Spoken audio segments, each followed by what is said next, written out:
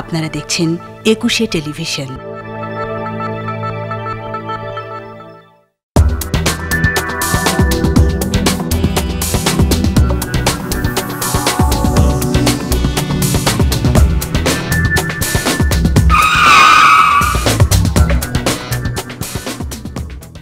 সম্মানিত দর্শক, সবাইকে স্বাগত জানাচ্ছি নিটোল টাটা 21 রাতের আজকের আয়োজনে। এবং আজকের আয়োজনের পুরোটা সময় জুড়ে আমি ফেরদৌস আহমেদ থাকছি আপনাদের সাথে।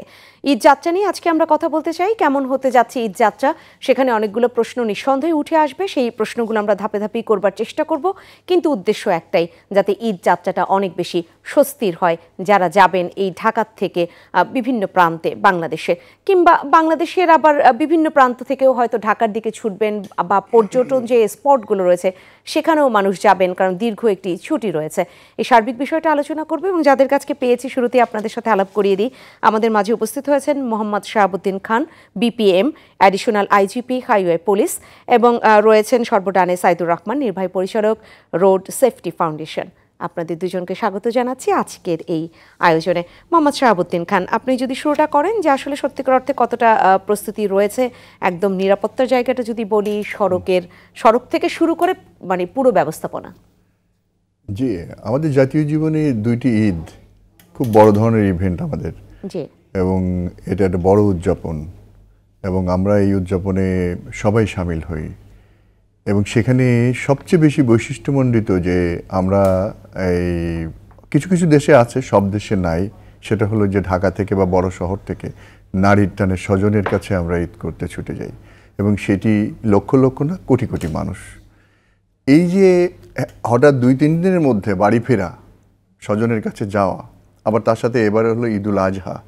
সুতরাং ঈদুল আজহাতে কিন্তু আমাদের কোরবানির পশুর একটা ব্যবস্থাপনা থাকে, এইটার হাটগুলো বসছে, এটি পরিবহন এক জায়গা থেকে আরেক জায়গা যাচ্ছে, এবং সেটা 8-10 দিন আগেই শুরু হয়ে গেছে। সব মিলিয়ে এটাকে কিন্তু যেহেতু একটি বিরাট সরকারের, এবং আমরা যারা সরকারের কর্মচারী হিসেবে বিভিন্ন সংস্থার দায়িত্বপ্রাপ্ত রয়েছে নিরাপত্তার ক্ষেত্রে, শৃঙ্খলার ক্ষেত্রে, আমাদের সবারই কিন্তু একটা দায়িত্ব থেকেই প্রতি বৎসরই আমরা এর ব্যাপক নিরাপত্তামূলক ব্যবস্থা নিয়ে থাকি, এবং এবছরও কিন্তু আমরা সম্পূর্ণ নিরাপত্তা নিয়ে এই মুহূর্তে আমি বলবো যে ঈদযাত্রা শুরু হয়েছে, ব্যাপকভাবেই শুরু হয়েছে। আজকে যেহেতু সর্বশেষ কর্মদিবস ছিল, সেই ক্ষেত্রে আমরা মাঠ পর্যায়ে রয়েছি, এবং আমি এইমাত্র আমাদের চন্দ্রা পয়েন্ট থেকে আসলাম, পরিদর্শন করে আসলাম। তো চাপ বাড়ছে আস্তে আস্তে, আমরা যে দিনটা পার করে এসেছি সেই দিন থেকেই যাত্রার ভিড়টা যদি বলি সড়কে বা মহাসড়কে, সেই ক্ষেত্রে সাধারণত আমরা যে ব্যবস্থাগুলো নিয়ে থাকি সেটা হলো যে অনেকগুলো সংস্থা, আমরা বাংলাদেশ পুলিশ, হাইওয়ে পুলিশ ছাড়াও আমাদের মেট্রোপলিটন পুলিশ, জেলা পুলিশ, আমাদের বাংলাদেশ পুলিশের বিভিন্ন প্রতিষ্ঠানগুলোতে আমরা আছি। তাছাড়াও আমাদের আরও অনেকগুলো বেসরকারি সরকারি প্রতিষ্ঠান রয়েছে, বিআরটিএ রয়েছে, রোডস অ্যান্ড হাইওয়ে রয়েছে, বেসরকারি পর্যায়ে নানা রোড সেফটি নিয়ে কাজ করে তারা রয়েছে, প্লাস আমাদের সবচেয়ে বড় অংশীজন যেটা হলো পরিবহন সেক্টরের মালিক এবং শ্রমিক নেতৃবর্গ এবং যারা চালক রয়েছে। এটা সবার সাথেই কিন্তু বেশ কয়েকটি সমন্বয় সবার মাধ্যমে আমরা অনেকগুলো সিদ্ধান্ত নিয়ে থাকি, সমন্বয় সাধন করে থাকি, এইভাবে প্রস্তুতিগুলো নিই, এবং হ্যাভি ডিপ্লয়মেন্ট প্ল্যান আমরা এই সময় করি আমাদের আইজিপি মহোদয়ের নির্দেশনা মোতাবেক। সেটা সম্পন্ন হয়েছে, এবং এখন পর্যন্ত আমি সারা দেশের যে খবর পাচ্ছি মহাসড়কগুলোতে স্বাভাবিক আছে আমাদের সকল কার্যক্রম, ঈদযাত্রা বা হাটের যে কার্যক্রম, কোথাও বড় ধরনের যানজট নাই। বড় ধরনের যানজট নাই। একদিকে পশু পরিবহন যদি বলি, পণ্য পরিবহনও চলছে বিভিন্ন, ঢাকার থেকে তো অবশ্য বিভিন্ন দিকে যাচ্ছে, আবার ওই যে চট্টগ্রামের খাতুনগঞ্জ থেকে মশলার একটা বড় চালান আসে। এই চাপগুলো একসাথে কি করে সামলানো হচ্ছে? ক্ষেত্রে আমাদের একটা নির্দেশনা দিয়েছেন সড়ক পরিবহন ও সেতু মন্ত্রণালয় থেকে, মাননীয় মন্ত্রী বলেছেন, আমাদের স্বরাষ্ট্র মন্ত্রণালয় থেকেও আমাদের সমন্বয় সভায় বলা হয়েছে যে ঈদের 3 দিন আগে এবং পরে এই যে একেবারে নিত্য প্রয়োজনীয় দ্রব্যাদি এগুলো আসবে, কিন্তু অন্য যে সমস্ত এর বাইরে যে সমস্ত আমাদের কনস্ট্রাকশন ম্যাটেরিয়াল, অন্যান্য দ্রব্য, সেগুলো কিন্তু বন্ধ থাকে। আমরা চেষ্টা করি সেগুলো বন্ধ রাখার জন্য, সেক্ষেত্রে একটা চাপ খানিকটা কমে। আর অন্যান্য পণ্য যেগুলো নিত্য প্রয়োজনীয় সেগুলো তো আসবে। আবার এবারে একটা বৈশিষ্ট্য হলো ঈদুল আজহার সময় যে ঈদুল ফিতরে আমরা দেখি যে শুধু ঢাকা বা বড় শহর থেকে ঘরমুখী গ্রামমুখী মানুষ থাকে, একমুখী যাত্রায় অনেকটা হয়, কিন্তু ঈদুল আজহায় কিন্তু তা না, এটা কিন্তু দ্বিমুখী যাত্রায় হয়। কারণ এখন দেখবেন যে 8-10 দিন আগে থেকেই শুরু হয়েছে, এখনও চলছে, যে আমাদের পশুবাহী যানবাহনগুলো কিন্তু সেগুলো নিয়মিত আসছে, ফলে দুই দিকেই আমাদের কন্ট্রোল করতে হয়। তো সেই সমস্ত মাথায় রেখেই কিন্তু আমাদের ডেভেলপমেন্ট প্ল্যানটা করা হয়। আমরা অনেক জায়গায় ব্যবহার করছি, কি বলে আমাদের ওয়াচ টাওয়ার আমরা দিয়েছি, আমরা সাব কন্ট্রোল রুম স্থাপন করেছি, আমাদের বিশেষ বিশেষ কিছু পেট্রোল ব্যবস্থা আমরা রেখেছি, যেমন মোটরসাইকেল পেট্রোল আমরা রাখি। এই সময় এটাগুলো খুব ফলদায়ক হয়, ভিতরে ভিতরে আস্তে আস্তে ঢুকে নানা সমস্যাগুলো দেখা, যানজটগুলো নিরসন করা।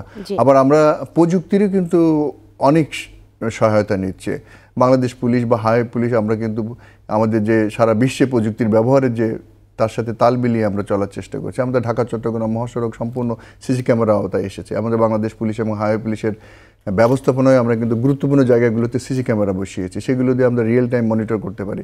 এছাড়াও বডি অন ক্যামেরা কিন্তু হাইওয়ে পুলিশের প্রতিটা সদস্যই যেখানে ডিউটি আছে তারা ব্যবহার করছে। এটাও অনলাইন আমরা একটা সলিউশনের মাধ্যমে কিন্তু রিয়েল টাইম মনিটরিং করতে পারি। সর্বোপরি আপনি দেখেছেন যে গত ঈদে কিন্তু আমরা ড্রোন পর্যন্ত ব্যবহার করছি ট্রাফিক ম্যানেজমেন্টের, নিরাপত্তা এবং এই যানজট নিরসনের ক্ষেত্রে।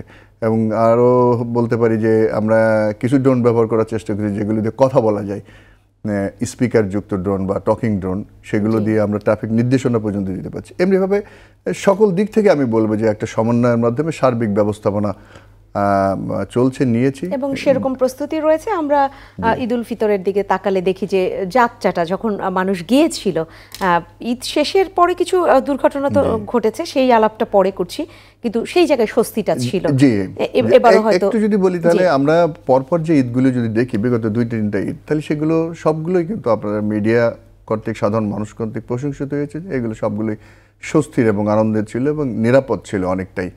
তো আমরা এখন চ্যালেঞ্জ এটা এভাবে দেখি যে আমরা গত যেটা করেছি তার থেকে যেন আরেকটু ভালো করতে পারি, সেই চেষ্টা আমাদের থাকে সবসময়। প্রস্তুতিটা আর সেভাবেই আপনারা নিয়েছেন এবং সেই জায়গাটায় আরও ধাপে ধাপে শুনবো। আমি একটু সাইদুর রহমান আপনার কাছে আসি। আপনাদের এই যে রোড সেফটি ফাউন্ডেশন, এই রোড সেফটি ফাউন্ডেশনের পক্ষ থেকে কি এই প্রস্তুতি পর্যাপ্ত মনে করছেন, যে প্রস্তুতি নেওয়া হয়েছে? আসলে একটি সুস্থ এবং নিরাপদ ঈদযাত্রা নিশ্চিত করতে হলে পারে যে ধরনের টেকসই সমন্বিত উদ্যোগ গ্রহণ করা দরকার, সেইটা তো আসলে গ্রহণ করা হয়নি বা হওয়ার সম্ভাবনা। কারণ ঈদের 15 দিন, 20 দিন বা 1 মাস পূর্বে স্টেক হোল্ডারদেরকে নিয়ে বিআরটিএ, হাইওয়ে পুলিশ, অন্যান্য বিভাগ যে বৈঠকগুলো করছে, এই বৈঠকের মধ্য দিয়ে একটা নিরাপদ ঈদযাত্রা নিশ্চিত করা যায় না খুব একটা।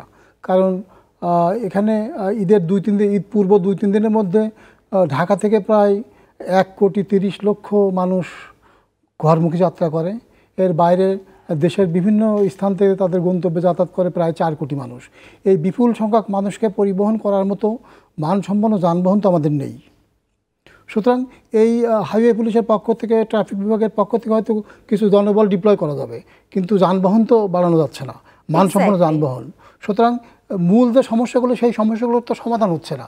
যার ফলে মানুষ যখন, যেহেতু মানসম্পন্ন যানবাহনের ব্যাপক ঘাটতি আছে, সুতরাং নারীর টানে মানুষ যে কোনোভাবে, যেন তেনভাবে ঝুঁকি নিয়ে যাতায়াত করবে এবং তখন আসলে করার কিছুই থাকে না। আমরা পূর্বেও দেখেছি।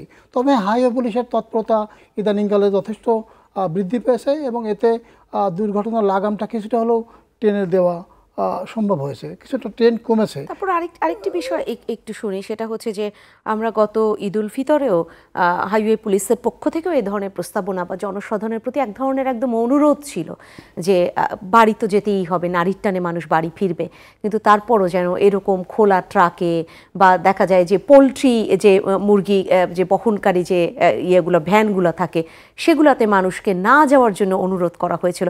তো মানুষও খুব একটা শোনে কিনা সেইটা একটু জানতে চাই। মানুষ শোনে না, আসলে মানুষ তো আবেগ, এই মুহূর্তে খুব আবেগ কাজ করে, তাকে বাড়ি যেতেই হবে, তারপর যেন তেনভাবে বাড়ি গেল, এবার তাকে তো কর্মস্থলে ফিরতেই হবে। কিন্তু আমি তো বিকল্প যানবাহনের ব্যবস্থা করি নাই, কারণ আমি তো ট্রেনটাকে জনবান্ধব ওইভাবে করতে পারি নাই, ট্রেনের পর্যাপ্ত সংখ্যাও নাই, যার ফলে সড়কের মানুষগুলোকে তো ট্রেনমুখী করতে পারছি না।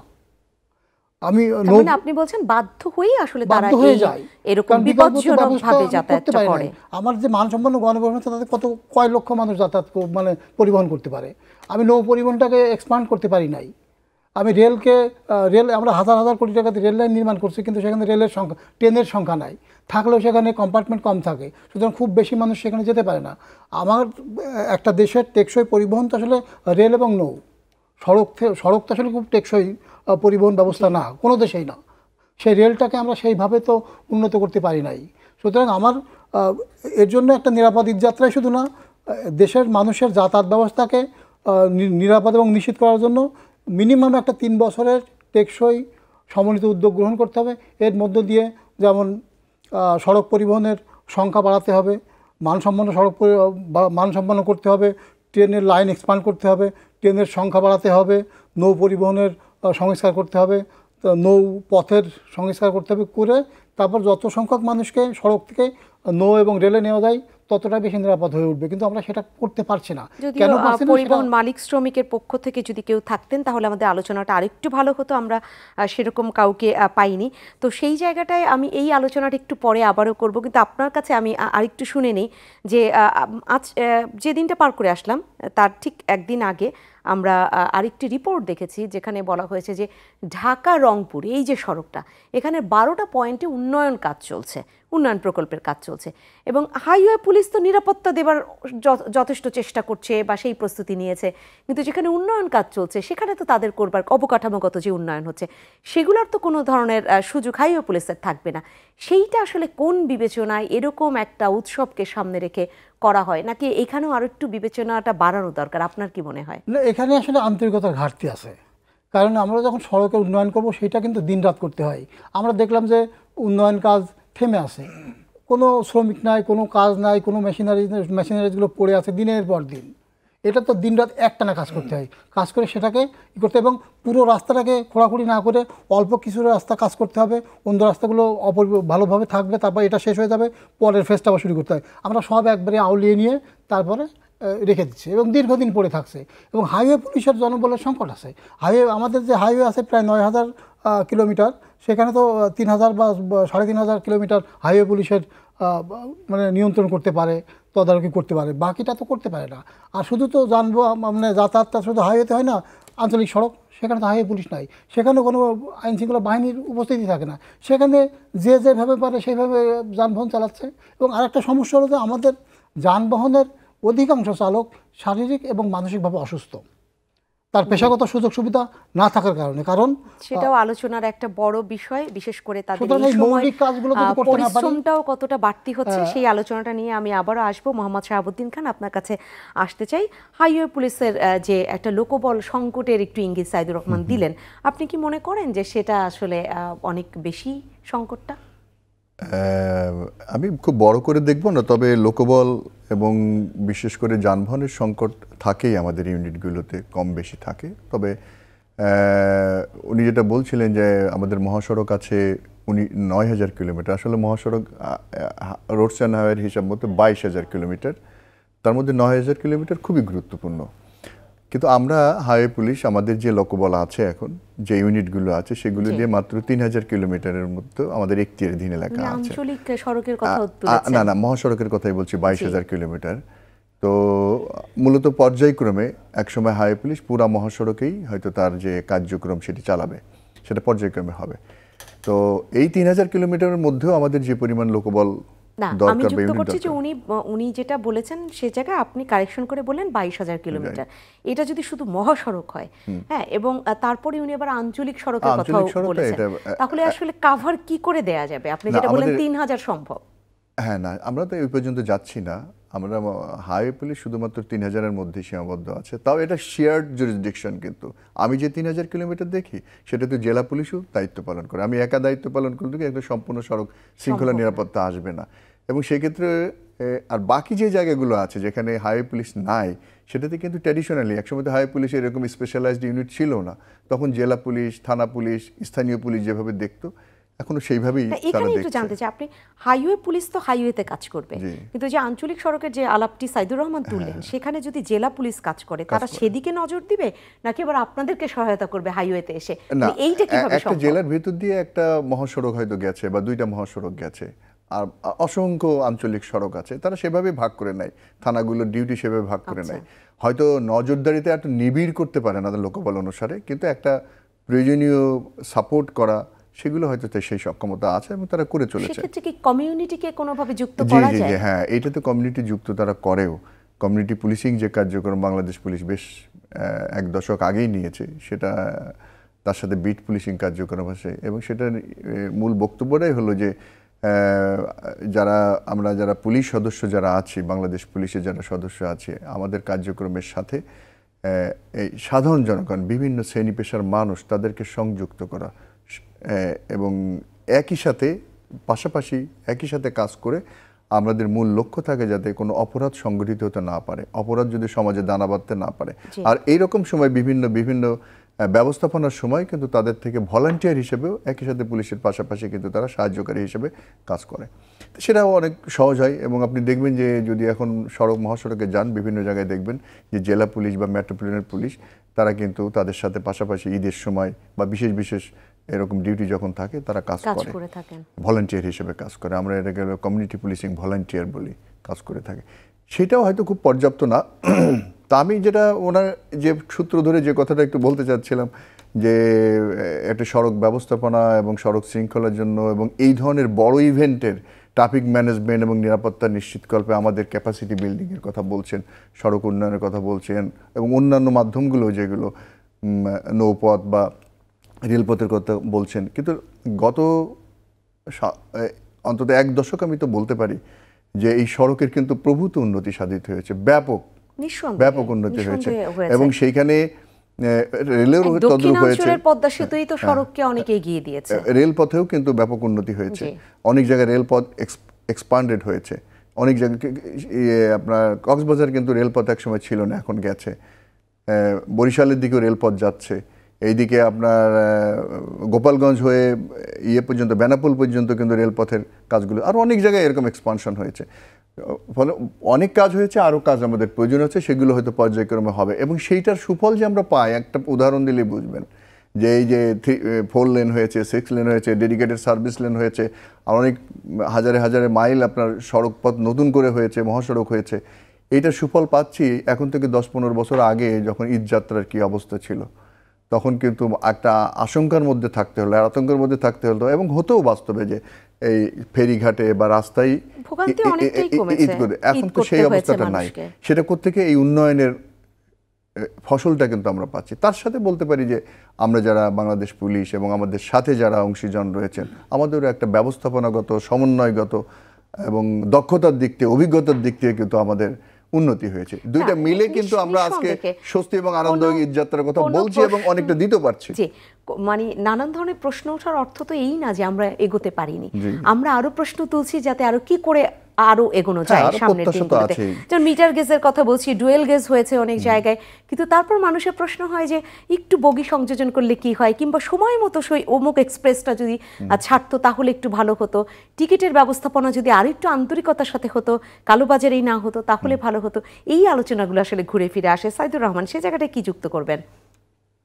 না, টিকিটের বিষয় বলছেন, সেটা হলো যে টিকিটটা আসলে অনলাইনে কেনার মতো সক্ষমতা আসলে কত % মানুষের আছে? সব মানুষ তো ডিভাইস ব্যবহার করতে, ডিভাইস নাই টিকিট কাটার। না, অনলাইন থেকেই কেনা হচ্ছে, কিন্তু অনলাইনের যে টিকিটগুলো থাকে সেগুলো খুব দ্রুত বিক্রি হয়ে যায়, মানে 1 ঘন্টা শেষ হয়ে যাচ্ছে। নিয়ে তারা আবার কালোবাজারি এবং সেই যে কালোবাজারি প্রতিরোধ করার জন্য যে আইনি ব্যবস্থার যে প্রয়োগ, সেই প্রয়োগটা আমরা দেখি না প্রথমত। আর সব টিকিট কেন অনলাইনে দিতে হবে? কারণ আমাকে তো হিসেব করতে হবে যে আসলে কত % মানুষ অনলাইনের এই ডিভাইসটা ব্যবহার করতে পারে বা সেই সুযোগটা আছে। বহু মানুষের এই সুযোগটা নাই, শ্রমিক শ্রেণী এটা পারে না কিনতে, সুতরাং তারা ফিজিক্যালি উপস্থিত হয়েই টিকিটটা কাটতে পারে এবং সেই সুযোগটা রাখা দরকার। হ্যাঁ, অবশ্যই অনলাইন ভিত্তিক করতে হবে। আমি এই আলাপটাও একটু রাখতে চাচ্ছি, আরও কিছুক্ষণ এটা বর্ধিত করতে চাই, বিরতিটা নিয়ে এসে শুনি। সম্মানিত দর্শক, নিটোলটার 21 রাতে সময় হয়েছে একটা ছোট্ট বিরতি শেষে এসে আমরা এই ঈদ যাত্রা আরও কতটা স্বস্তিদায়ক হতে পারে, কি কি করলে ভবিষ্যতের ঈদগুলো আরও ভালো হতে পারে, সেই আলাপটি করব। নিঃসন্দেহে সাথে থাকবেন এই আলোচনার।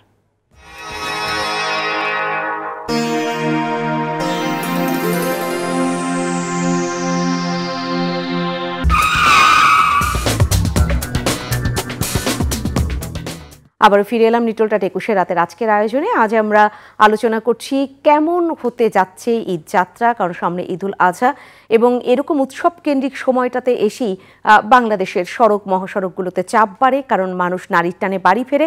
আবার আর একদিকে এই রাজধানী ঢাকাতে প্রচুর পরিমাণে যে পশু পরিবহন যে রয়েছে, যেগুলো পশু পরিবহন করবে, সেই যানবাহনগুলোও কিন্তু ঢুকছে।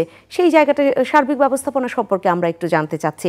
সাইদুর রহমান, আপনাকে থামিয়েই তো গেলাম বিরতিতে। আপনি সেই টিকিটের কথা বলছিলেন যে ফিজিক্যালি উপস্থিতির মধ্য দিয়ে টিকিট সংগ্রহ করার সুযোগটা রাখতে হবে, একটা বড় পার্সেন্টেজ রাখতে হবে। আর অবশ্যই অনলাইন করতে হবে। পরবর্তী পর্যায়ে ধাপে ধাপে আমরা 100% চলে যাব। কিন্তু আমরা শুরু করলাম যে 100% টিকিট অনলাইনে দিয়ে দিলাম, বহু সংখ্যক মানুষ এই সুযোগটাই নিতে পারলো না এবং এই সুযোগে কালোবাজারি হয়ে গেল এবং বর্ধিত মূল্যে টিকিট কাটতে হচ্ছে, নানা রকমের ভোগান্তি হচ্ছে, ছোটাছুটি হচ্ছে। কালোবাজারিটা তো আগেও ছিল, এই ইন্টারনেট সুবিধার আগেও ছিল, ইন্টারনেট সুবিধা এসেছে, তারপরও আছে। কালোবাজারিটা আসলে কি করে নিয়ন্ত্রণ করা যায়? কালোবাজারি নিয়ন্ত্রণ করতে হলে আইনের সঠিক এবং সুষ্ঠু প্রয়োগ নিশ্চিত করতে হবে। আমাদের সমস্যাটা কি? আমাদের সমস্যা হচ্ছে যে আইনের অপপ্রয়োগ এবং প্রয়োগহীনতা। কোথাও অপপ্রয়োগ হচ্ছে আর কোথাও প্রয়োগহীনতা হচ্ছে। তবে পরিবহন খাতে আইনের প্রয়োগহীনতাই সবচেয়ে বড় সমস্যা হয়ে গেছে। এখানে আইনের প্রয়োগ নেই বললেই চলে। আমরা যখন কোনো সড়ক দুর্ঘটনা ঘটে, যানবাহন ঠিকভাবেই চলছে, বাসটা ঠিকভাবে চলছে, ট্রাক চলছে, তারপর যখন বিরাট কোনো দুর্ঘটনা ঘটে গেল তখন বলা হচ্ছে যে সেই যানবাহনের ফিটনেস সার্টিফিকেট নাই, সেই যানবাহনের রুট পারমিট নাই, সেই যে চালক চালাচ্ছিল তার ড্রাইভিং লাইসেন্স নাই, তার ওভার ডিউটি করছিল, অর্থাৎ তার যে নির্ধারিত কর্মঘণ্টা তার থেকে সে 5 গুণ বা 3 গুণ বেশি সময় ধরে যানবাহনে বসেছিল। এইগুলো তো সব আইনের ব্যত্যয়। কিন্তু তার শাস্তিটা কী হলো? এবং যাদের দেখভালের দায়িত্ব ছিল তাদের কি শাস্তি হয়েছে আজ পর্যন্ত? বড় বড় দুর্ঘটনা ঘটে গেছে, ইমাদ পরিবহনে প্রায় 17 জন মানুষ মারা গেল, তারপর আরও অনেক দুর্ঘটনা ঘটলো, তাদের কি কোনো শাস্তি হয়েছে? এবং যারা দেখভালের দায়িত্ব তাদের কি কোনো শাস্তি হয়েছে? যে কর্তৃপক্ষ ছিল যারা বিআরটিএ বা ট্রাফিক পুলিশ কিংবা হাইওয়ে পুলিশে, আমরা এটা দেখি নাই। তার ফলে বারবার একই ঘটনা পুনরাবৃত্তি ঘটছে। এবং আমি যেটা মনে করি সেটা হলো যে দুর্ঘটনার কিন্তু একটা সংজ্ঞা আছে। সেটা হলো যে আপনার সড়ক ঠিক আছে, যানবাহন ঠিক আছে, চালকের দক্ষতা আছে, সব কিছু ঠিক আছে, তারপরেও যে ঘটনা ঘটে যায় সেটাকে আমরা দুর্ঘটনা বলি। সারা পৃথিবীতে এটাকেই দুর্ঘটনা বলা হয়। কিন্তু আমাদের এখানে সড়কের সমস্যা আছে, চালকের লাইসেন্স নাই, যানবাহনের ফিটনেস নাই, মেয়াদ উত্তীর্ণ যানবাহন, হয়তো বা 43 বছরের পুরনো যানবাহন এখানে চলে। আমরা চট্টগ্রামে যেটা দেখলাম। তো এই সমস্ত দুর্ঘটনাগুলোকে তো আসলে দুর্ঘটনা বলা যায় না। এগুলো ঘটনাটা বরং ঘটবে এটার ব্যবস্থাপনা করে রাখা হয়েছে এবং এটাকে আমরা কাঠামোগত হত্যাকাণ্ড বলাটাই যুক্তিযুক্ত। যদিও কথাটা ভালো শোনা গেল না, কিন্তু এটা কাঠামোগত হত্যাকাণ্ড, এটা তো চলতে পারে না। আমি রাষ্ট্রের এত অর্থ খরচ করে এই প্রতিষ্ঠানগুলো আমরা মানে পুষে রাখা হয়েছে, বেতন দেওয়া হয়, ফাউন্ডেশন সেক্ষেত্রে এই সব ব্যাপারগুলোতে কি ধরনের কথা আর কি বলে থাকে? বা যদি বলি এটা যদি একটা আন্দোলনের মতো করে এগিয়ে যায়, সেটা কি ধরনের আন্দোলন করে থাকে? আমি মালিক শ্রমিকদের কথাই আসি। আপনি কয়েকটি বিষয় তুলেছেন যে শ্রমিকদেরকে পর্যাপ্ত বিশ্রাম দেওয়া হয় না। এই সময়টাতে এসে দেখে এক শ্রমিক, হয়তো এই রংপুরের কথা তো তখন বলছিলাম, ঢাকা থেকে রংপুর একটা গাড়ি চালিয়ে গেল, তো সে আবার হয়তো 2 ঘন্টাও বিশ্রাম পেল না, আবার সে ঢাকা ফিরলো। সেই জায়গাটা কি মালিকরাও খুব বেশি শ্রমিকদের নিয়ে ভাবেন? এটা কখনো মানে আপনারা বলেছেন কি না? আপনাদের সবসময় কথাগুলো বলছে এবং মালিকরা শ্রমিকদের নিয়ে ভাবেন, আবার শ্রমিক নেতারাও শ্রমিকদের নিয়ে ভাবেন না। আমরা সবসময় দেখি মালিক শ্রমিক একসাথে বসে থাকে, কিন্তু কখনো এই যে শ্রমিকদের পেশাগত সুযোগ সুবিধা নিয়ে তাদের মধ্যে কথা কাটাকাটি হচ্ছে বা তাদের মধ্যে বিরোধ তৈরি হচ্ছে, এরকমের নজির আমরা দেখি না। সবসময় তারা একসাথেই থাকেন। এবং শ্রমিক সংগঠনগুলো শ্রমিকদের পেশাগত সুযোগ সুবিধা নিয়ে কবে আন্দোলন করেছে এর নজির খুব একটা নেই। রাস্তায় যে ঘাটে চাঁদাবাজি হয়, রাজনৈতিক পোশাকে পলিটিক্যাল অ্যাটায়ার নিয়ে যে চাঁদাবাজি হয়, সেইটা নিয়ে শ্রমিক নেতারা কি কখনো খুব বেশি সোচ্চার হয়েছে? হয় নাই। এবং এই যে আজকে গণপরিবহন খাতের যে চরম নৈরাজ্য এবং অব্যবস্থাপনা, এটার প্রধান কারণ তো চাঁদাবাজি। আপনি যেটা বলছেন যে তাদের মধ্যে কোনো ধরনের এরকম বিরোধ তো তৈরি হয়নি, তাহলে কেন শ্রমিকের বিশ্রামের ব্যাপারটা আসে? তা শ্রমিকের বিভিন্ন সময় তো আমরা এরকম শুনি যে গাড়িগুলো এভাবেই দেয়া হয় যেটা নির্দিষ্ট অ্যামাউন্ট ওই মালিককে দিতে হবে বা ওই কোম্পানিকে দিতে হবে, বাকিটা শ্রমিকদের উপরেই ছেড়ে দেওয়া হয়, চালক হেল্পারের উপরেই, যে তোমরা যত চালাতে পারো, যতটা টাকা এখান থেকে ইনকাম করতে পারো। তাহলে কি এই ব্যাপারটার কারণেই তাদের মধ্যে আসলে কোনো ধরনের সেই বাকবিতণ্ডা বা কোনো ধরনের দর কষাকষি কিংবা আমাদের কেন কর্মঘণ্টা এত, এগুলো নিয়ে ভাবা হয় না? সেটা কি আপনি মনে করছেন? হ্যাঁ, নিশ্চয়ই। কারণ শ্রমিকদের এটা তো আইন নিয়ে কভার করে না, এটা তো আইনি নাই। সেটা হলো যে শ্রমিক তো তার ঠিকা চুক্তিতে বা চুক্তিভিত্তিক যানবাহন কেন চালাবে? এটা তো জীবন মরণের ব্যাপার। একটি বাসের চালককে তো তার পেশাগত সুযোগ সুবিধা নিশ্চিত করতে হবে, তার রেস্ট দিতে হবে, তার বেতনের কাঠামো থাকতে হবে, তার নিয়োগপত্র থাকতে হবে, তার একটা নিশ্চয়তা থাকবে। এখন তার তো কোনো জীবনের নিশ্চয়তা নাই। তাকে বলা হলো যে তুমি এই যানবাহনটা নিয়ে যাও, এবং ফিরে এসে আমাকে এত টাকা দিতে হবে। সে যে কোনোভাবে সেই যানবাহনটা চালিয়ে গন্তব্যে যাচ্ছে, আবার ফিরে এসে আবার যানবাহনের সিটে বসছে, আবার চালাচ্ছে। আমরা দেখলাম যে মাওয়া সড়কে, ঢাকা মাওয়া সড়কে একটা মাইক্রোবাস দুর্ঘটনায় আক্রান্ত হলো এবং সেখানে 8 জন মানুষ সব মারা গেল। 26 ঘন্টা যানবাহন চালাচ্ছিল, মাইক্রোবাস চালাচ্ছিল সেই ড্রাইভারটি, সেই ড্রাইভার সহ যানবাহন মাইক্রোবাসের 8 জন মানুষ মারা গেল। এইরকম অধিকাংশ ক্ষেত্রে ঘটছে। সুতরাং এইটা হলো মৌলিক সমস্যা। এখন এই সমস্যাগুলোকে যদি আমি লালন পালন করে সমাধানের পথ খুঁজি, তাহলে তো সমাধান হবে না। আমরা তো এইটাই করি যে সমস্যাগুলোর কারণে এটা হচ্ছে, সেই সমস্যাগুলো সমাধান করছে না। সেই যথাযথ কর্তৃপক্ষ আমাদের এখানে আজকে নেই। আমি মোহাম্মদ শাহাবুদ্দিন খান আপনার কাছে বরঞ্চ দুর্ঘটনার জায়গা থেকে কিছু বিষয় শুনে নেই যেটা আপনাদের করবার রয়েছে। যেমন একটি গাড়ি যখন দুর্ঘটনার শিকার হলো বা কোনোভাবে বিকল হয়ে পড়লো, পেছনে আরও অনেক গাড়ি লম্বা সারি তৈরি হলো, তাৎক্ষণিকভাবে ওই গাড়িগুলোকে সরানোর ব্যবস্থা বা চিকিৎসা দেওয়ার ব্যবস্থা, এই ব্যবস্থাপনা কি রয়েছে? এই তো ফার্স্ট রেসপন্ডার হিসেবে তো রাস্তায় পুলিশই থাকে। যে কোনো দুর্ঘটনা ঘটলে, ছোট হোক বড় হোক মাঝার হোক, প্রতিদিনই তো আমাদের এগুলো ফেস করতে হচ্ছে। সেক্ষেত্রে দুর্ঘটনা ঘটলেই প্রথম কাজটাই হয়ে যায় যে রেস্কিউ করা, তাদেরকে সরানো এবং তাদেরকে চিকিৎসার ব্যবস্থা করা। অ্যাম্বুলেন্স আমাদের কিছু অ্যাম্বুলেন্স আছে, হাইওয়ে পুলিশের আছে, জেলা পুলিশের আছে, অন্যান্য আমাদের পার্শ্ববর্তী যে সমস্ত হসপিটাল ক্লিনিকগুলো আছে সেগুলো তালিকা করা আছে আমাদের কাছে, তাদের ফোন নাম্বার আছে। সবার সহযোগিতা নিয়েই কিন্তু করা হয় এবং সেটা পুলিশের ঘাড়েই প্রথম দায়িত্ব পড়ে। এরপরে ফায়ার ব্রিগেড অনেক বড় বড় দুর্ঘটনায় তারা আসে, সেগুলো তো খবর দিলে আসতে আসতে খানিকটা সময় লাগে, কিন্তু তার আগেই তো পুলিশ পৌঁছায়। তো পুলিশ প্রাথমিকভাবে এই কাজটি করে। আবার একই সাথে আপনি যেটা বলছিলেন যে তাকে কিন্তু এই লাইফ লাইনটা চালু রাখতে হয়, কারণ একটা দুর্ঘটনা মানে একটা জট তৈরি হওয়া। তো সুতরাং একদিকে যেমন গাড়িগুলো অপসারণ করে যান চলাচল স্বাভাবিক রাখতে হয়, অন্য দিকে তাদের চিকিৎসার ব্যবস্থা করতে হয়। আবার আইনি একটা পদক্ষেপও থাকে, এভিডেন্স কালেকশন সহ, যদি কোনো আসামি থাকে বা কোনো অ্যাকিউজ থাকে তাদেরকে আইনের আওতায় আনা। এই কাজগুলো পুলিশের উপরেই প্রথম পড়ে এবং সেই কাজগুলো করে যাচ্ছে পুলিশ। আরেকটি কথা আপনি বলছিলেন যে এই সড়ক দুর্ঘটনার ক্ষেত্রে প্রতিকার স্বরূপ, আমার সহ আলোচক এটা বলছিলেন। তো আমরা জানি, সবাই এটা জানি যে যারা সড়ক দুর্ঘটনা বা আমরা সড়ক শৃঙ্খলা নিরাপত্তা নিয়ে কাজ করি, যে 3 ভাবে ভাবা হয় যে সার্বিক সড়ক শৃঙ্খলার জন্য রোড ইঞ্জিনিয়ারিং, আমার অবকাঠামো এবং সেটা যেমন গুরুত্বপূর্ণ, আর একটি হলো এনফোর্সমেন্ট, আমি আইন কেমন আছে এবং আইনের প্রয়োগটা কীভাবে করছি। আরেকটি সাথে সাথে ধরা হয় যে জনসচেতনতা, এডুকেশন, আমরা সড়ক কিভাবে ব্যবহার করব, কতটা সচেতনতার সাথে ব্যবহার করবো, সেই ড্রাইভার হই। সেটা তো একটা গুরুত্বপূর্ণ বিষয়। 3টা বিষয় গুরুত্বপূর্ণ।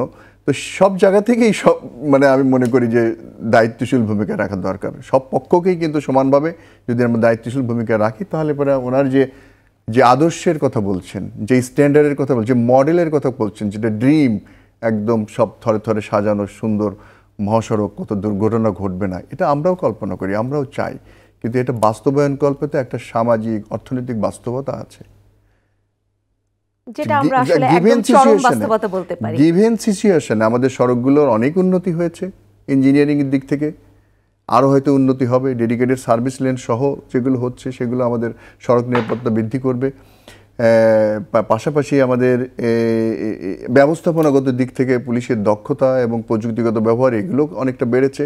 কিন্তু সমান তালে আমাদের জনসচেতনতা, রোড ব্যবহার করার ক্ষেত্রে যে দায়িত্ব, যে সংবেদনশীলতা প্রয়োজন, একজন ড্রাইভারের যে দায়িত্বশীলতা প্রয়োজন, যে দক্ষতা প্রয়োজন, অন্তর্ভুক্ত করা হয়েছে, সেগুলো করা হয়েছে। কিন্তু সেগুলো বাচ্চাদের একদম প্রাথমিক পর্যায় থেকে সড়কের যে বিভিন্ন ধরনের নিয়ম কানুন এগুলো যেন অন্তর্ভুক্ত করা হয়। এখন সেইগুলো হলো শর্ট টার্ম, লং টার্ম নানা পরিকল্পনা নিয়ে সরকার এগোচ্ছে। আমরা সেই আদর্শের দিকে বা সেই ড্রিমের দিকে হয়তো যাবো, আমরা পৌঁছবো হয়তো এক সময়। কিন্তু গিভেন সিচুয়েশনে এখন যে অবস্থা আছে, সেই অবস্থায় একজন চালক কিভাবে গাড়ি চালাবেন, সেই অবস্থার জন্য যদি ইউরোপ আমেরিকার কোনো মহাসড়কের মতো যদি কল্পনা করে চালান, তাহলে তো অ্যাক্সিডেন্ট হবে। তাহলে সেই অবস্থা তার দায়িত্ব কি? আমার সড়কের বাস্তবতা মেনে যথাযথ সতর্কতা রেখে, ডিউ কেয়ার অ্যান্ড কোশন রেখে তাকে গাড়িটা পরিচালনা করতে হবে। এই জায়গায় আপনি যেহেতু এই আলাপটি তুলেছেন, স্পিড কন্ট্রোলের ব্যাপারে আপনারা কি করছেন? চুক্তিভিত্তিকে তারা তো খুব দ্রুত চালাতে চায়।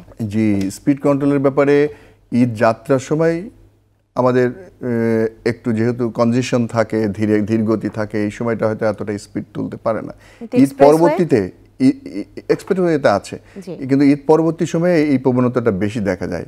আর যেগুলো আমাদের এক্সপ্রেসওয়ে রয়েছে বা হাইওয়ে রয়েছে, ডেডিকেটেড সার্ভিস লেন সহ, সেখানেও কিন্তু ঈদের সময়ও ফাঁকা পাইলে দেখা যায় যে ওভার স্পিডে চালানোর প্রবণতা লক্ষ্য করা যায়। কিন্তু আমরা হাইওয়ে পুলিশের তরফ থেকে কিন্তু সাম্প্রতিক বছরই লাস্ট 6 মান্থ আমি বলতে পারি যে আমরা খুবই কঠোর অবস্থানে রয়েছে এবং এক্ষেত্রে কোনো ছাড় দেওয়া হচ্ছে না। আমাদের স্পিডোমিটার আছে, স্পিড গান আছে, প্রতিটি জায়গায় আমাদের হাই পুলিশ কাজ করছে এবং আমরা হিউজ পরিমাণে তাদের ফাইনের আওতায় আনছি, জরিমানার আওতায় আনছি। আমি এই গত বছরই যদি 2023 সালের পরিসংখ্যান বলি, তাহলে প্রায় 50 থেকে 60,000 শুধুমাত্র ওভার স্পিড করার জন্য মামলা দিয়েছি আমার এই 3000 কিলোমিটারের মধ্যে, সারা বাংলাদেশে না কিন্তু। আবার এই বছরে যে 4-5 মাসে আমরা হিউজ পরিমাণে 20,000-25,000 মামলা দিয়েছি এবং এখন একটা আমি ফিডব্যাকও পাই, আমাদের যারা চালক আছে তারাও বলছে, সাধারণ ওয়াকিবহাল মহলও বলছে যে এই আছে, হাইওয়ে পুলিশ আছে, সুতরাং ওভার স্পিড করা যাবে না। এক ধরনের সচেতনতা তৈরির লক্ষ্যে আমরা একটা ট্রেন্ড লক্ষ্য করছি যে চালকরা বিভিন্ন সময়, আমি 2-1 জন চালককে জিজ্ঞেস করে দেখেছিলাম, সবাই কিন্তু এটাও বলতে পারে না যে সড়কের যে বিভিন্ন ধরনের সিম্বল যেটা একদম অঙ্কিত অবস্থায় থাকে, এটাও কি সব চালক সমানভাবে জানেন কিনা? মানে যদি লম্বা একটানা দাগ থাকে কিংবা দাগটা যদি একটু থেমে থেমে থাকে, একজন চালকের যদি দক্ষ চালক হয় এবং উনি যদি যে চালকের জন্য যে পরীক্ষা দিতে হয় সে উত্তীর্ণ হন, তাহলে এগুলো সবই তার জানার কথা। কিন্তু জানেন কি? হ্যাঁ, সেই জায়গাটাতে আমাদের কিন্তু যারা এই চালক তৈরি করছেন, মালিক যারা রয়েছেন বা আমাদের সংস্থা যারা রয়েছে বা বেসরকারি পর্যায়ে যারা রয়েছে, তাদের এই উদ্যোগটাকে আরো বেশি করে নিতে হবে যাতে আমাদের চালকরা সেভাবে দক্ষ হন এবং সিম্বল যেগুলো আছে সেগুলো যাতে তারা জানেন।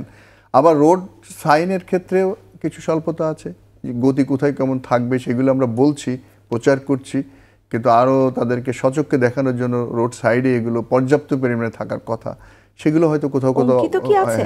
যদিও আমি বারবারই বলছি যে আমরা সেই কর্তৃপক্ষ যাদেরকে এই প্রশ্নগুলো করবার কথা, আমরা তাদের তেমন কাউকে পাইনি, কিন্তু সাইনগুলোও কি পর্যাপ্ত সব মহাসড়কে রয়েছে? না, আমি পর্যাপ্ত দাবি করছি না, তবে অনেক জায়গায় ওটা যদি একটু আমরা যেটাকে ম্লান হয়ে যাওয়া বলি, ধুয়ে মুছে যাওয়া বলি, তারপর নতুন করে ওটাকে যে রাখতে হবে, সেটা আসলে আমাদের যেগুলো এক্সপ্রেসওয়ে, হাইওয়ে, যে প্রধান প্রধান সড়ক সেগুলো হয়তো ভালোই আছে, কিন্তু এছাড়াও তো আমাদের অসংখ্য মাইল, হাজার হাজার মাইল সড়ক রয়েছে, সেখানে সব জায়গায় যে এগুলো সুন্দরভাবে আছে এটা দাবি করা যাবে না।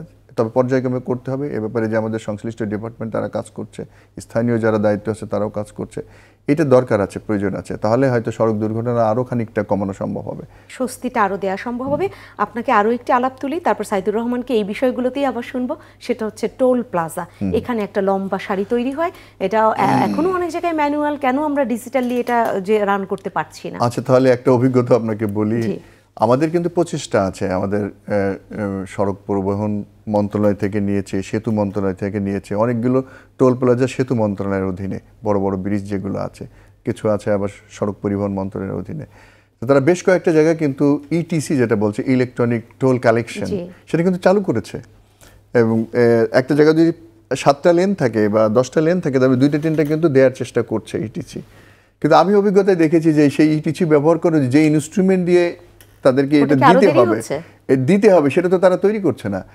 যারা গাড়ির চালক, মালিক, যারা রোড ইউজার, যারা ব্যবহার করেন, তাদের তো এই ইটিসির সুবিধাটা নিতে হবে, তাহলে তার সেই ইনস্ট্রুমেন্টটা লাগবে, সেই কার্ডটা তারা লাগবে। সেইটা যে সচেতনভাবে সবাই তৈরি করা এবং এটা ব্যবহার করা, সেইটা কিন্তু কম আগাচ্ছে। এটা প্রচারণাও কম এবং সচেতনতাও সেই ক্ষেত্রে কম। তাহলে আমি মালিক শ্রমিকের সাথে বসতে হবে। আমি যতটুকু ইটিসি তৈরি করেছি, ইলেকট্রনিক টোল কালেকশন তৈরি করেছি, সেটুকু ব্যবহার করার মতো পর্যাপ্ত যানবাহন চালক নাই, ওর ফাঁকা পড়ে থাকে অনেক সময়, তখন আবার ম্যানুয়ালি নিতে হয়। তাহলে দুইটা পাশাপাশি এগোতে হবে। আমি রাতারাতি সব করে ফেললাম, কিন্তু ইউজার তো লাগবে। সুতরাং এইটা এখন এই যে মিডিয়াতে আপনারা কথা বলছেন, আমরা কথা বলছি, এবং পরিবহন সেক্টরের সবার সাথেও বসা হয়েছে, কথা বলা হচ্ছে, এটা ক্রমান্বয়ে আগাচ্ছে। ধরুন গত বছর ইটিসি যে পরিমাণ ব্যবহার করছে, এই পরিমাণ হতে ইলেকট্রিক টোল কালেকশন আরও বাড়বে, বেশ কয়েক 10%, 20% বাড়বে। এমনিভাবে আমরা হয়তো লক্ষ্যে পৌঁছতে পারবো। যদিও একটি তবে এই প্রসঙ্গে আপনাকে বলতে পারি যে আমাদের ব্রিজগুলোতে ঈদ যাত্রার সময় বিশেষ করে আমরা বিশেষ নজরদারিতে রাখি এবং এখানে আমাদের ডেপ্লয়মেন্টও বেশি রাখি। এই কারণেই যে আমাদের সড়কগুলো অনেক জায়গায় প্রশস্ত হয়েছে, ভালো হয়েছে, কিন্তু ব্রিজগুলোতে একটা নির্দিষ্ট ক্যাপাসিটি আছে। যেমন ধরুন আমাদের বঙ্গবন্ধু সেতু বা পদ্মা সেতু এইদিকে অবশ্য আমাদের বড় ধরনের কোনো যানজট বা কিউ হয় না, কিন্তু উত্তরবঙ্গগামী যে যাত্রাটা হয় সেখানে কিন্তু বঙ্গবন্ধু সেতু পূর্ব প্রান্তে এইদিকে আমরা টাঙ্গাইল পর্যন্ত, এলেঙ্গা পর্যন্ত আমাদের ডেডিকেটেড সার্ভিস লেন সহ আমাদের সড়কটা ভালো ব্যবস্থা আছে। সব গাড়ি যে দ্রুত গতিতে চলে আসছে, এসে কিন্তু টোল প্লাজায় কিন্তু এই ঈদের সময় যে পরিমাণে এক যানবাহন একবারে যায় সেটা কিন্তু আমাদের বঙ্গবন্ধু সেতু দিয়ে সমান হারে সমান গতিতে পার হওয়া সম্ভব নয়, শুধু সেখানে কিন্তু একটা টেল হয়। জি, এবং এখানে অনেকগুলো প্রশ্ন আসলে তৈরি হয়ে থাকে। বিআরটিএ, সড়ক পরিবহন ও সেতু মন্ত্রণালয়ের সেই জায়গাগুলোতে মালিক শ্রমিকদের, কিন্তু তাদেরকে আমরা আসলে যেহেতু পাই না। যখন ঈদের সময় একটু ছুটি, আমাদের ছুটির প্যাটার্নটা একটু হয়, উপযোগী হয়, মানে ধীরে ধীরে মানুষ যেতে পারে, সেবার কিন্তু দেখা যায় যে এর চাপটা কম হয়।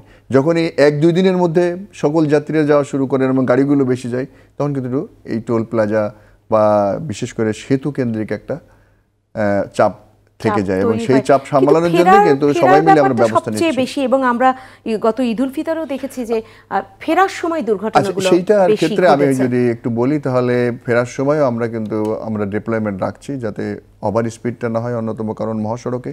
কিন্তু আমি গত বছর এই দুর্ঘটনার প্রেক্ষিতে আমি মহাসড়কে একটু স্টাডি করে দেখেছি, গবেষণা করে দেখেছি যে এই দুর্ঘটনাগুলো কোথায় বেশি হচ্ছে। আমার সমালোচকও বলছিলেন যে মহাসড়কে দুর্ঘটনা কিছুটা হলেও স্থিতিশীল থাকলেও বা কিছুটা কমেও আসছে, মোটরসাইকেল দুর্ঘটনাও অনেকটা কম, কিন্তু আমরা মহাসড়কের বাইরে যে আমাদের শত শত হাজার হাজার মাইল রয়েছে, জেলা সড়ক রয়েছে, জেলা টু উপজেলা সড়ক রয়েছে, উপজেলা টু ইউনিয়ন সড়ক রয়েছে, সেইখানে আমাদের দুর্ঘটনা বেড়েছে, বিশেষ করে মোটরসাইকেল দুর্ঘটনা ঈদের সময় বাড়ছে। এটা কারণ কি? মোটরসাইকেলে আসলে হেলমেটের কথা যে বলা হয়, দেখা যায় যে যারা প্রাপ্তবয়স্ক সেই দুইজন হেলমেট পরে বসে থাকে, সাথে বাচ্চা নিয়ে ওঠে, বাচ্চাদের হেলমেট পরানো হয়। এবং এইটা আসলে এই দুর্ঘটনা বাড়ার অন্যতম প্রধান কারণ যেটা আমরা লক্ষ্য করছি সেটা হলো যে ঈদের সময়, ঈদের পরে আমাদের উঠতি বয়সের যে ছেলেমেয়েরা আছে বা যুবক আছে, তারা অনেক সময় জয় ড্রাইভিং করছেন বা বেপরোয়া চালাচ্ছেন। ইভেন প্রচুর ছেলেরা আছে যারা গাড়ি চালাতেও ভালো করে শিখেন নাই, তার লাইসেন্সও নাই, তার বাবার বা চাচার বা ফুফার সাইকেলটা নিয়ে সে বেরিয়ে পড়ছেন, 2-3জন হেলমেট নাই। এভাবে তারা এক ধরনের হরিষে বিষাদ, আমি বলবো যে আনন্দের মধ্যে একটা বিষাদ খবর কিন্তু এই পরিবারকে বহন করতে হয়। সেই ক্ষেত্রে আমি বলবো যে আমাদের আইজিপি মহোদয় নির্দেশ দিয়েছেন যে জেলায়, উপজেলায়, থানায় আমাদের যে পুলিশের যে আইন প্রয়োগের ব্যবস্থা সেটা যেন কঠোরভাবে করে, কিন্তু এটা পর্যাপ্ত হবে না যদি না আমাদের অভিভাবকরা, আমাদের সমাজে যারা সাধারণ মানুষ রয়েছেন, নেতৃবর্গ রয়েছেন, সমাজের নেতৃবর্গ রয়েছেন, তারা কিন্তু আমাদের ছেলেমেয়েরা কিভাবে বেপরোয়া যানবাহনে কেন দিচ্ছেন, এই প্রশ্নটা অনেক বড় প্রশ্ন। হেলমেট নিচ্ছেন না, কিভাবে চালাচ্ছেন, এইটা তাদেরকে প্রতিরোধ করতে হবে, সামাজিক প্রতিরোধ। সাইদুর রহমানকে শুনে আসি, আপনাকে শুনলাম, আবার সময় পেলে নিঃসন্দেহে আপনাকে আরেকটু শুনে নেওয়ার চেষ্টা করব। হেলমেটের ক্ষেত্রেও আমার একটি প্রশ্ন রয়েছে, আপনিও এটা আসলে কতটা খেয়াল করেছেন যে হেলমেট অনেকে পরছেন, যে পুলিশ আমাকে ধরতে পারে, পুলিশকে দেখানোর জন্য একটা হেলমেট পরছেন, কিন্তু সেটা আসলে কতটা নিরাপত্তার জন্য, হেলমেটের মান কতটা ভাবছেন তিনি? দেখুন, একটি মানসম্পন্ন ফুল ফেস হেলমেট দুর্ঘটনা ঘটলেও 48% মৃত্যু ঝুঁকি কমিয়ে দেয় যদি সেটা মানসম্পন্ন হয়। কিন্তু আমাদের এখানে যে হেলমেটগুলো ব্যবহার করা হয়, যিনি চালাচ্ছেন তিনি যে হেলমেটটা ব্যবহার করেন সেটিও মানসম্পন্ন না। আর পেছনে যিনি বসে থাকেন তিনি এই পুলিশকে ফাঁকি দেওয়ার জন্য বা পুলিশকে দেখানোর জন্য যেটি ব্যবহার করেন, ওটা আসলে হেলমেট না, অধিকাংশ ক্ষেত্রে ওটা একটা প্লাস্টিকের ক্যাপ। এটাই আমি জানতে চাইছি। প্লাস্টিকের ক্যাপ। একটু সময়, এক সেকেন্ডে, আমরা যেহেতু রাস্তাঘাটে দেখছি, মহাসড়কে দেখছি যে দুর্ঘটনাগুলো কিভাবে ঘটছে। মোটরসাইকেলের ক্ষেত্রে হেলমেটও পরেছেন, অথচ দুর্ঘটনায় পতিত হয়ে তার হেলমেট ভেঙে মাথা আহত হয়ে কিন্তু তিনি মারা যাচ্ছেন বা মারাত্মকভাবে আহত হচ্ছেন। তার মানে হেলমেটগুলো আসলে মানসম্মত নয়। তো হেলমেট আমরা কেন পরছি, এইটা হচ্ছে অনেক সময় দেখা যাচ্ছে তাদের সাইকোলজিক্যালি দেখা যায় যে মাথায় কিছু একটা পড়েছে হেলমেট, সেটা মানসম্মত কি মানসম্মত না সেটা হিসাব করছি না, যাতে পুলিশ বা আইন শৃঙ্খলা যারা প্রয়োগ করছেন, ল এনফোর্সার থেকে আমার কিছু একটা আছে, হেলমেটের জন্য যেন আমাকে ধরে না। আসলে তো কিন্তু বুঝতে হবে যে এটা আপনার পুলিশ ধরাটা বড় বিষয় না, বড় বিষয় হলো এটা আপনার জীবন রক্ষা করবে। আপনি সেই রকম মানসম্মত একটি হেলমেট পরছেন কিনা, যদি কোনো না আল্লাহ না করে কোনো দুর্ঘটনার পতিত হয় আপনি যাতে জীবনে রক্ষা পেতে পারেন, সেই ধরনের মানসম্মত হেলমেট আমাদেরকে পরতে হবে। এইটা একটা ব্যাপক এবং বড় ধরনের জনসচেতনতা আমাদের দরকার রোড ইউজারদের মধ্যে, বা যারা বিশেষ করে বাইকার, মোটরসাইকেল যারা চালাচ্ছেন তাদের মধ্যে এটা দরকার। জি, আপনাকে আমি আর 1 মিনিট শুনতে পাবো, আর সময় নেই। সেই জায়গাটায় যদি নৌপথের কথা বলি, নৌপথে এখন তো দক্ষিণবঙ্গে পদ্মা সেতু হওয়ার কারণে অনেকটাই চাপ কমে এসেছে, কিন্তু তারপরও যে লঞ্চগুলো বা যেগুলোকে আমরা জাহাজ বলি চলাচল করবে, সেগুলো কতটা আসলে ফিটনেস, কারণ ওয়েদারটা তো এখন একটু অন্যরকম, ভরা বা নদীতে পানি বেশি, এই জায়গাটা একটু শুনে নিই, শেষ করি। না, নৌপথের তো আমাদের এমনি নৌপথ সংকুচিত হচ্ছে ক্রমাগতভাবে, আর সেই নৌপথের মধ্যে যে সমস্ত লঞ্চগুলো চলে খুব বড় লঞ্চ ছাড়া ইদানিংকালে কিছু খুব ভালো লঞ্চ তৈরি হয়েছে, এইগুলো ছাড়া অধিকাংশ লঞ্চের কোনো ফিটনেস নাই, একবারেই নাই। এর নানা রকমের সমস্যা আছে, কিন্তু তারা আইনের ঊর্ধ্বে, একেবারে আইনের ঊর্ধ্বে। এবং এই যে সমস্ত লঞ্চগুলো ডুবে যাচ্ছে বা দুর্ঘটনায় পতিত হচ্ছে, বহু মানুষ একসাথে মারা যাচ্ছে, সেই সমস্ত দুর্ঘটনার ক্ষেত্রে আইনের কোনো প্রয়োগ নাই। আজ পর্যন্ত একটি লঞ্চের বিরুদ্ধেও আইনে যে প্রয়োজনীয় শাস্তি, যে প্রাপ্য শাস্তি, সেটা হয়নি। লঞ্চের কথা বলি বা ভাড়া তো ওভার চার্জিং করা হয়, সবসময় অতিরিক্ত ভাড়া নেওয়া হয়, এবং সেই অতিরিক্ত ভাড়া নিতে পারবে না। এই জন্য আমরা আইন শৃঙ্খলা রক্ষাকারী বাহিনীর যে বৈঠক হয় সেখানে নানা রকমের প্রতিশ্রুতি বা প্রত্যয় ব্যক্ত করা হলেও শেষ পর্যন্ত যখন শুরু হয়ে যায় ঈদযাত্রাটা মূলত, তখন আসলে সব কিছুই তাকিয়ে দেখা ছাড়া কোনো পথ থাকে না। কারণ এত বিপুল সংখ্যক মানুষ যাতায়াত শুরু করে দেয়, তখন আসলে আর কিছু করার থাকে না। হয়তো দু একজনের বিষয়টা নিয়ে পদক্ষেপ গ্রহণ করে, কিন্তু আসলে সামগ্রিকভাবে যে একটা আরেকটি ছোট্ট প্রশ্ন শেষ করতে হবে, সেটা হচ্ছে যে যদিও সড়ক, ওটা হচ্ছে সড়কের বিশ্রামের পয়েন্ট, যেই জায়গাগুলোতে বাসগুলো থামে এবং মানুষ একটু যদি বলি ওয়াশরুমে যাওয়া, সেইটা পর্যাপ্ত আছে কিনা আপনার দৃষ্টিতে, সেটাও একটু শুনে। না, একেবারেই নাই। অর্থাৎ একটা জনবান্ধব, একটা নিরাপদ, একটা সুস্থ স্বাভাবিক যে যাতায়াত মাধ্যম উভয় ক্ষেত্রে, মানে সব ক্ষেত্রেই, সড়ক, নৌ, রেল, এটি আমরা এখান থেকে আমরা অনেক দূরে অবস্থান করছি। এর জন্য আমাদের অনেক কাজ করতে হবে। আর সেফটিতে একটি কালচার, এই কালচারটা মানুষের মধ্যে ব্যাপকভাবে ইনসার্ট করতে হবে, সেটা আমরা করতে পারি। যদিও আকাশপথ নিয়ে আমরা কোনো কথাই বললাম না, আকাশপথেও ভাড়ার একটা ব্যাপার বলা হয়, সেই আলাপটিতে নাই যাই, কারণ সেটা আসলে কত সংখ্যক মানুষ আকাশপথে সেই যাত্রার সৌভাগ্য অর্জন করে, কিন্তু সেখানেও অনেক বেশি স্বস্তি থাকুক মানুষের মধ্যে, আমরা সেই প্রত্যাশা করেই শুধু আজকের এই আয়োজন শেষ করছি। অসংখ্য ধন্যবাদ জানাচ্ছি মোহাম্মদ শাহাবুদ্দিন খান আপনাকে, এবং সাইদুর রহমান আপনাকে অসংখ্য ধন্যবাদ। আপনাকে ধন্যবাদ। সম্মানিত দর্শক, আপনাদেরকে অসংখ্য ধন্যবাদ জানাচ্ছি। যে আলোচনাগুলো আরও হয়তো করার দরকার ছিল, সবটা তো আর একটা আয়োজনে তুলে নিয়ে আসা যায় না, কিন্তু তারপরে আলোচনাগুলো ধাপে ধাপে করা যেতেই পারে। এবং সবচেয়ে বড় যে কথাটা, সেটা হচ্ছে যে আমরা যারা এই যাত্রী হব এই যাত্রার, আমাদেরকেও অনেক বেশি সচেতন থাকতে হবে, কারণ যারা ব্যবস্থাপক রয়েছেন তারা ব্যবস্থাপনার জায়গাটা মজবুত করবার চেষ্টা করবেন, কিন্তু আমরাও যদি সচেতন থাকি, যে হেলমেটের বিষয়টা আলাপ হলো, যারা একদম মোটর সাইকেলে চড়বেন তারা যদি মানসম্পন্ন একটি হেলমেট ব্যবহার করেন, তাহলে পেছন থেকে একটি ট্রাক ধাক্কা দিয়েছে, একটি বাস ধাক্কা দিয়েছে, আপনি ছিটকে পড়ে গেলেও হয়তো জীবনে বেঁচে যাবেন। এই ব্যাপারগুলো আমাদের ভাবা অনেক বেশি জরুরি, এবং সেই যানবাহনে দুজনই যেন আমরা উঠি, সেই মোটরসাইকেলের কথা বলছি, যেটা নিয়ম আছে, অর্থাৎ সড়কের নিয়মগুলো আমরা মানি, এবং সব জায়গায় বাদবাকি যে কাজগুলো রয়েছে, ফিটনেস যেগুলো দেখবার কথা, যে যথাযথ কর্তৃপক্ষের কথা বলছি, তারাও যদি সেটা দেখভাল ঠিকভাবে করে থাকেন এবং সবাই আইনের প্রতি শ্রদ্ধাশীল থাকি, তাহলে বোধহয় আমাদের এই ঈদযাত্রা সত্যিকার অর্থেই স্বস্তির হতে পারে, এবং সবসময় আমাদের উৎসবকে উৎসবমুখরী করে তুলতে পারে, আমরা উচ্ছ্বসিত হতে পারি। সেই প্রত্যাশায় শেষ করছি আজকের আয়োজন। সবাই ভালো থাকবেন। শুভরাত্রি।